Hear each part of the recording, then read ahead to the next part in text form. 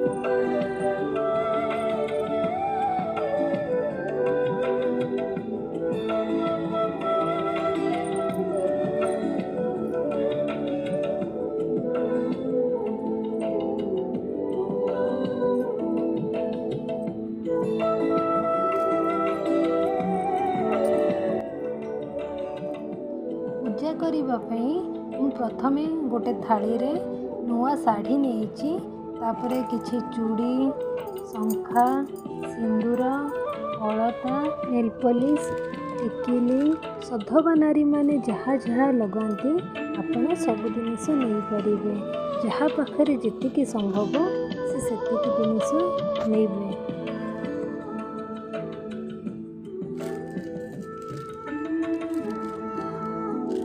ଏଇଠି ଗୋଟେ ମୁଁ ପ୍ୟାକେଟ୍ ନେଇଛି।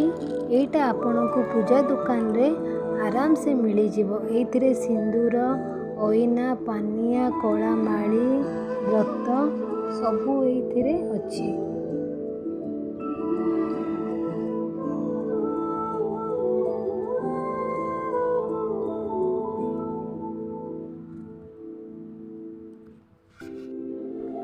ଠାକୁରଙ୍କ ପାଖରେ ପୂଜା କରିବା ପାଇଁ ମୁଁ ପ୍ରଥମେ ଗୋଟେ ଥାଳିରେ ଧୂପ, ଆମ୍ବପତ୍ର, କର୍ପୂର, ଗୋଟେ ଗେଣ୍ଡୁମାଳ ନେଇଛି, ଅକ୍ଷତ ନେଇଛି। ୟାକୁ ମୁଁ ହଳଦୀରେ ଗୋଳେଇକି ରଖିଛି। କିଛି ମୁଁ ପଞ୍ଚାମୃତ ନେଇଛି। କଳସ ବସାଇବା ପାଇଁ ମୁଁ ଲୋଟାରେ ପାଣି ନେଇଛି। ପୂଜା ସାମଗ୍ରୀ ଯାହା ଯାହା ଦରକାର ଆପଣ ନେଇପାରିବେ।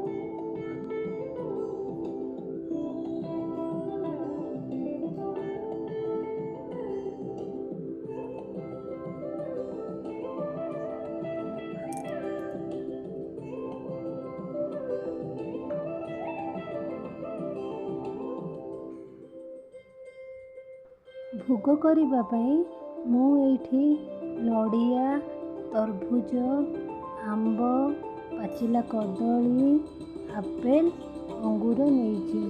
ଆପଣଙ୍କ ପାଖରେ ଯାହା ଯାହା ଫଳ ମିଳୁଥିବ ଆପଣ ସବୁ ନେଇକି ଭୋଗ କରିପାରିବେ।